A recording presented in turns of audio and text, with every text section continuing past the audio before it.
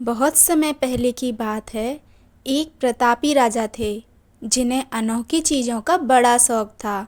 एक दिन उनके मन में एक अजीब सा विचार आया। उन्होंने अपने दरबार में घोषणा करवा दी, जो कोई भी हमारे लिए हवा में एक शानदार महल बनाएगा उसे हम 50,000 सोने की मुद्राएं इनाम में देंगे। लेकिन अगर कोई नाकाम रहा तो उसे जेल जाना होगा।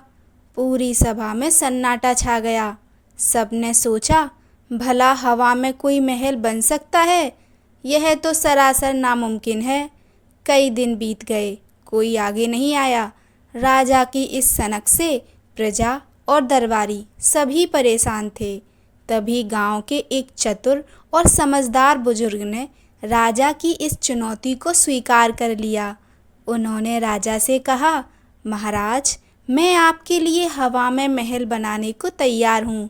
बस मुझे इसके लिए 3 महीने का समय और काम शुरू करने के लिए कुछ कारीगर चाहिए। राजा बहुत खुश हुए और उन्होंने तुरंत हामी भर दी। बुजुर्ग घर लौटे और उन्होंने बाजार से 20 सुंदर और बोलने वाले तोते खरीदे। उन्होंने दिन रात मेहनत करके उन तोतों को कुछ खास शब्द बोलना सिखाया। 3 महीने बीत गए और महल की तैयारी का दिन आ गया।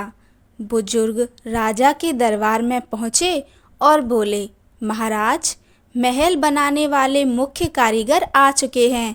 वो हवा में ही रहते हैं और वहीं काम शुरू करेंगे। चलिए चलकर देखते हैं। राजा, उनके मंत्री और पूरी प्रजा उत्सुकता से महल के खुले मैदान में इकट्ठा हो गई। बुजुर्ग ने अपने साथ लाए बड़े पिंजरों के दरवाजे खोल दिए। सारे तोते एक साथ उड़कर आसमान में ऊंचाई पर चले गए और गोल गोल चक्कर काटने लगे। तभी उन तोतों ने एक सुर में चिल्लाना शुरू किया, ईंट लाओ, पत्थर लाओ, सीमेंट लाओ, गारा लाओ, जल्दी करो, दीवार खड़ी करो। आसमान से आती उन आवाज़ों को सुनकर राजा और पूरी प्रजा दंग रह गई। राजा ने हैरान होकर बुजुर्ग से पूछा, यह क्या माजरा है? ये तोते क्या बोल रहे हैं? बुजुर्ग ने हाथ जोड़कर बड़े ही शांत स्वर में कहा, महाराज, जैसा कि आपने कहा था, ये हवा के महल बनाने वाले खास कारीगर हैं। अब महल हवा में बनना है तो ये आसमान में ही खड़े रहकर काम करेंगे। ये आपसे कह रहे हैं कि आप नीचे से हवा में ईंट, पत्थर और गारा भिजवा दीजिए ताकि ये तुरंत महल की दीवारें चुनना शुरू कर सकें। राजा सोच में पड़ गए। उन्होंने कहा, यह कैसे मुमकिन है?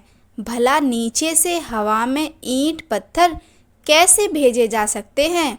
बुजुर्ग ने मुस्कुराते हुए जवाब दिया, महाराज, अगर जमीन से हवा में ईंट और पत्थर नहीं भेजे जा सकते तो भला हवा में महल कैसे बन सकता है? राजा बुजुर्ग की इस चतुराई और हाजिर जवाबी को देखकर जोर से हंस पड़े। उन्हें अपनी गलती का एहसास हो गया कि उन्होंने कितनी असंभव मांग की थी।